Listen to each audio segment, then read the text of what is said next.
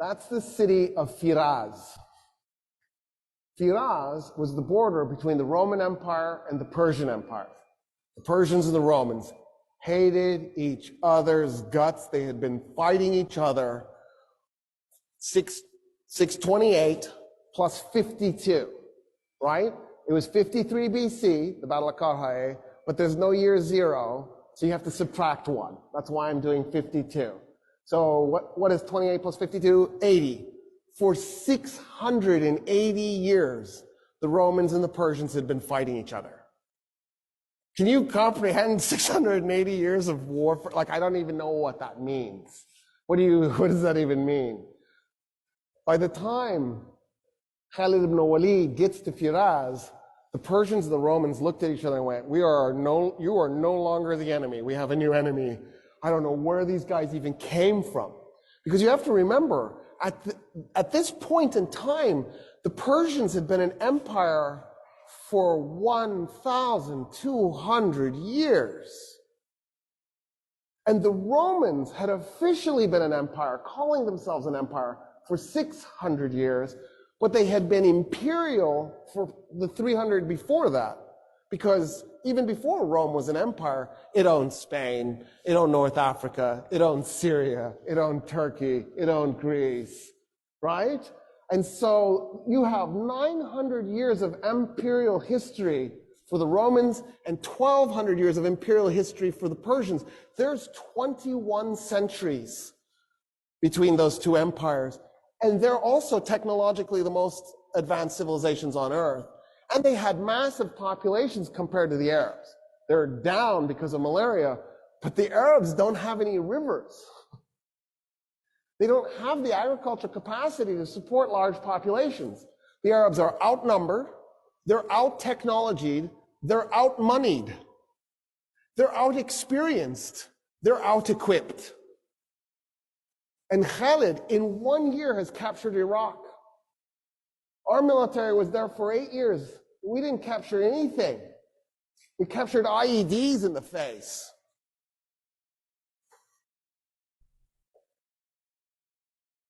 So the Persians go to the Romans, they're like, okay, we're going to fight this one as allies, right?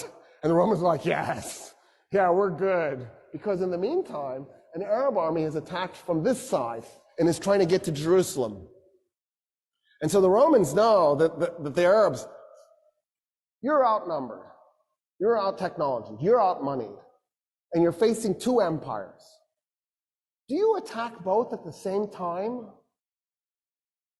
That makes no sense, but it's exactly what the Arabs did. They attacked the two oldest, most powerful empires at the same time, even though they were outnumbered by one, let alone both. And so the Romans are like, yeah, we'll work with you. So at Firaz, the combined Roman and Persian armies, which by the way was largely made up of Christian Arabs, not completely, but there was a huge contingent, probably about 50,000 Christian Arabs. The combined Persian and Roman army was 150,000 men against 15,000 Muslim Arabs. So Khalid arrives. Khalid is on the east bank of the Euphrates. The Persians and the Romans are on the west bank. There's a ford and a bridge, which is convenient if you're moving an army. It's nice. And so Khalid needs the Persians and the Romans to cross the river to fight. So he very politely backs his army up from the bridge and the ford and split it into 3 5,000-man units. He liked that. And he put one upriver, one downriver, and then pulled the other one away from the river. And he just waited. So the Persians and the Romans start to cross the bridge and they're also crossing the ford at the same time. And he waits and he waits and he waits. And then he does a prayer as he's waiting.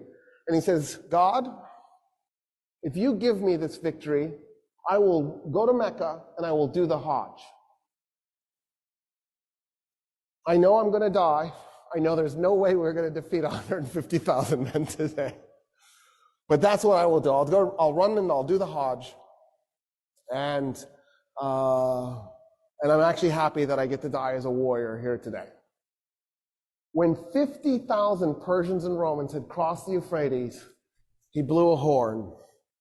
The men that were up and down river attacked them by going along the riverbank and tried to then merge at the bridge and the ford so that they would cut the guys who had crossed off from the guys on the other side.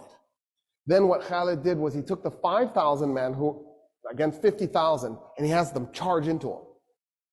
And he had his men as thin as possible. And then he backs his men up. And then he charges again. And then he backs his men up. And he charges again. And every time his horses go in to those men, it compressed them a little bit. It compressed them a little bit more. So after a while, the Persians and the Romans are so compressed they can't move their arms, they can't swing their weapons. He's just compacted them together. And they realize what he's done to them. And they panic. And they turn around to run back to the river to cross it. 50,000 men turning all at once to stampede. You could hear the bones breaking.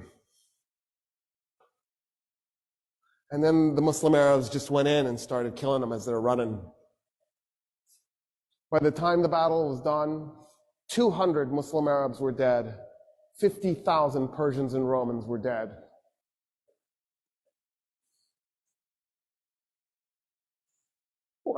What is this?